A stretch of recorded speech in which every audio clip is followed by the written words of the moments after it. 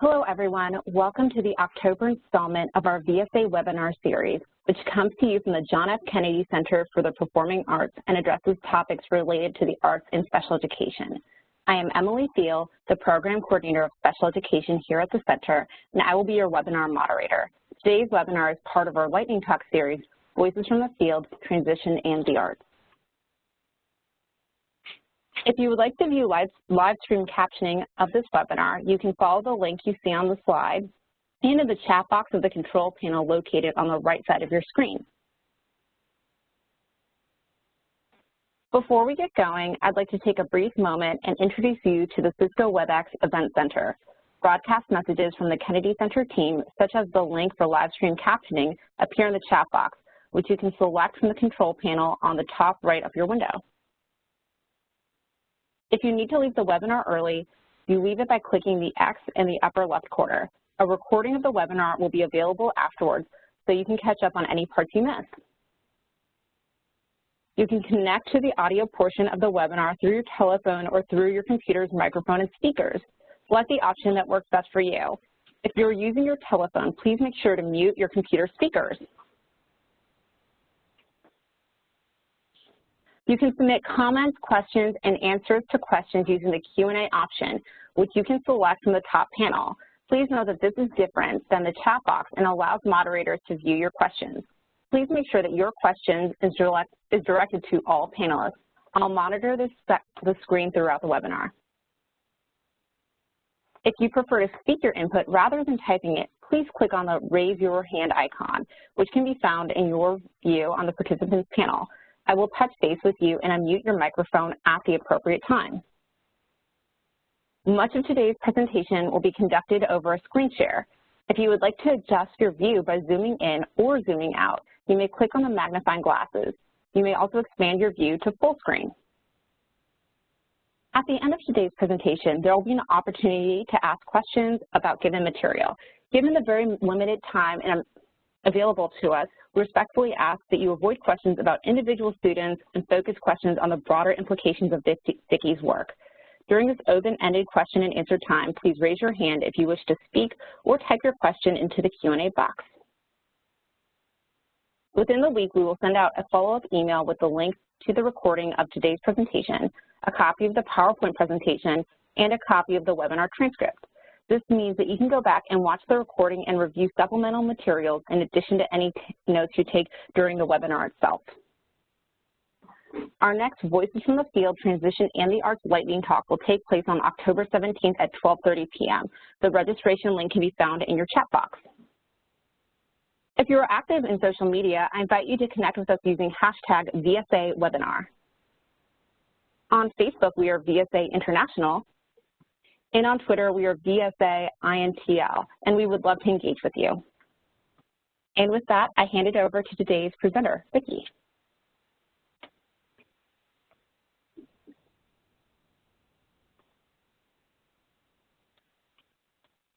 Fundamentals today. Today is not meant to be a completely comprehensive introduction of transition, but rather just an overview of the educators and community service providers and artists who work with students with special needs have a fundamental understanding of the role that transition plays in a student's life with special needs. Just a little bit about myself before we get started. My name is Vicki Crea. I'm a special educator and I love transition. I've been working with students with exceptional needs for 6 years. I previously worked in San Francisco in a community-based program, and I am in my 4th year as a special educator in Washington, D.C. I currently serve on the Kennedy Center's Arts Center Experimental Education Initiative Advisory Council, and in the past I've served on the DCTF Transition Board, and I've also worked with San Francisco Unified to create transition opportunities for students. First and foremost, I'd like to define transition. This is a relatively new vocabulary and dialogue. I apologize to interrupt, but we actually can't see your screen. Do you mind screen sharing your presentation with us? Yep.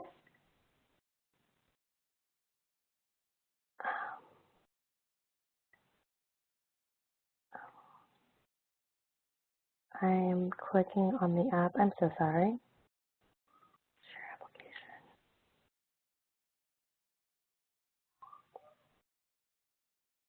Are you able to see the screen?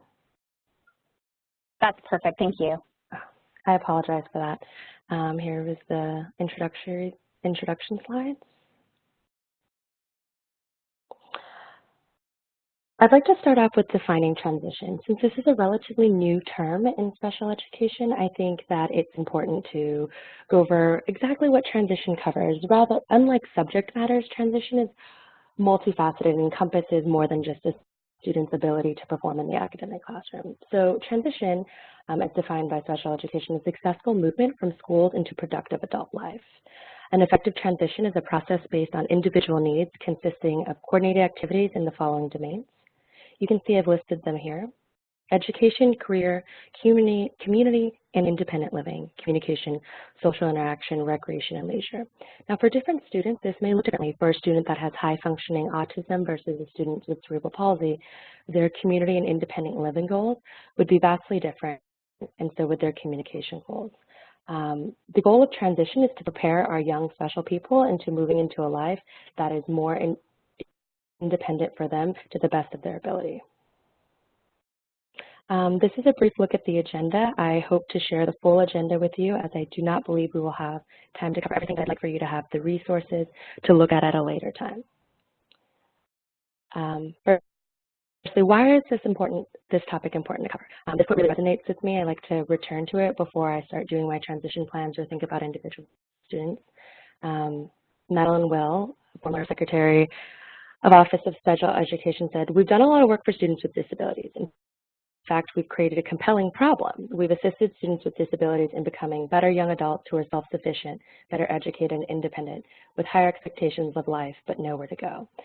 The ideal plan for transition goals are to help our students identify where they want to go and how they're going to get there, and how our educational system can support them.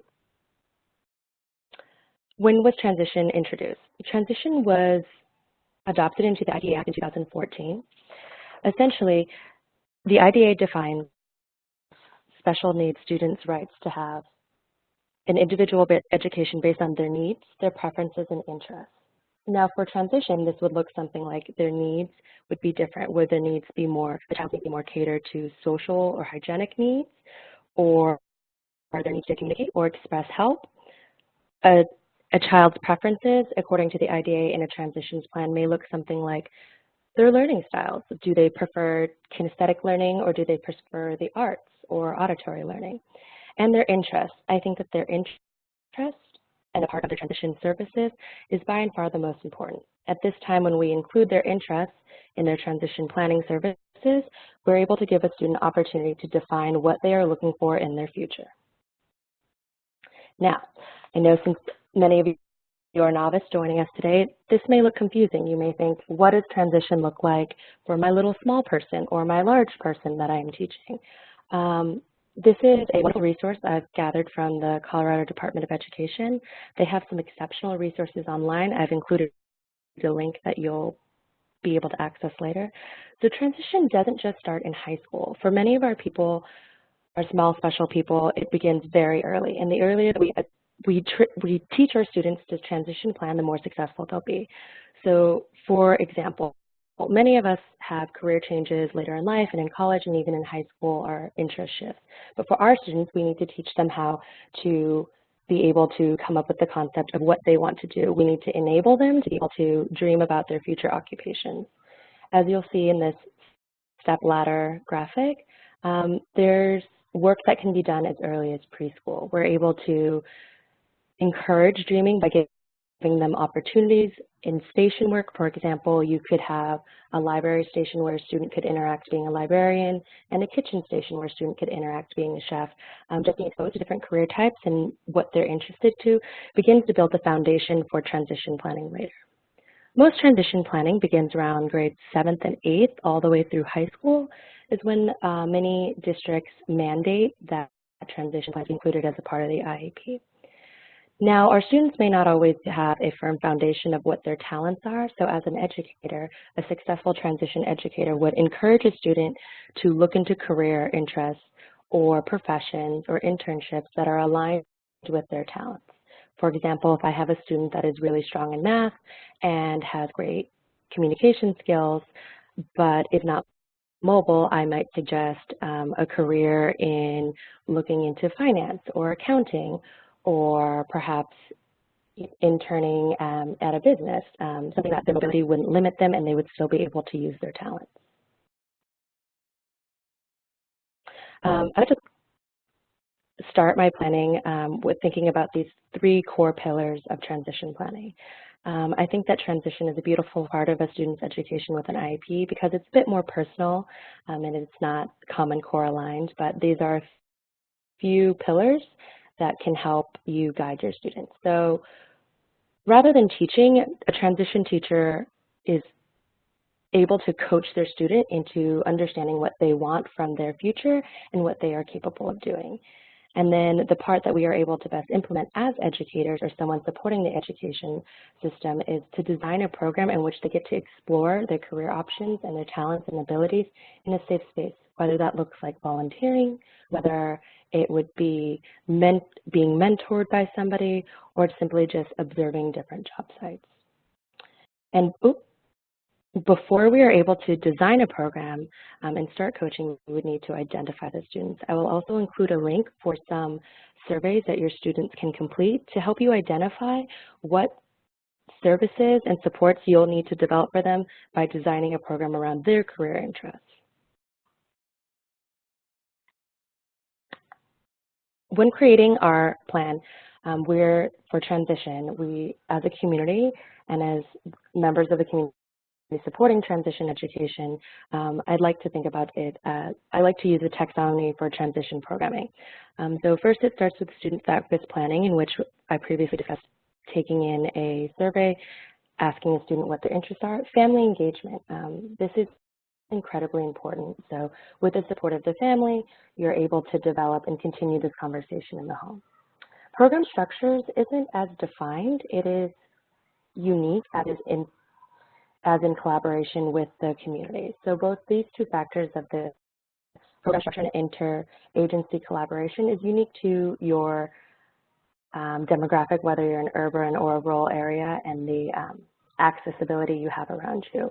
If you have specific questions about these program structures, such as VSA, social workers, any agency that you would need to be in touch with, or if you don't understand how to create program structures, please reach out to me personally, and I'd be happy to walk you through that. But after the program structures, we have interagency collaboration. A student is most successful when we are able to collaborate across agencies, across the VSA and social work and education forums, so that together as a community we can build opportunities for our student to continue to explore and create a career goal after high school. And then all in all, if we've done our job successfully, we've helped our student develop and successfully transition into transition education. Transition services are provided students with the ability to help them make the transition from a world of school to a world of adulthood. And while I do not have the perfect plan, and this is not an all-inclusive conversation, I would like to be able to help you better understand and provide resources for you and your students. Please feel free to reach out to me with any questions that you have. And I believe Emily will be taking any questions that the forum has for me at this time.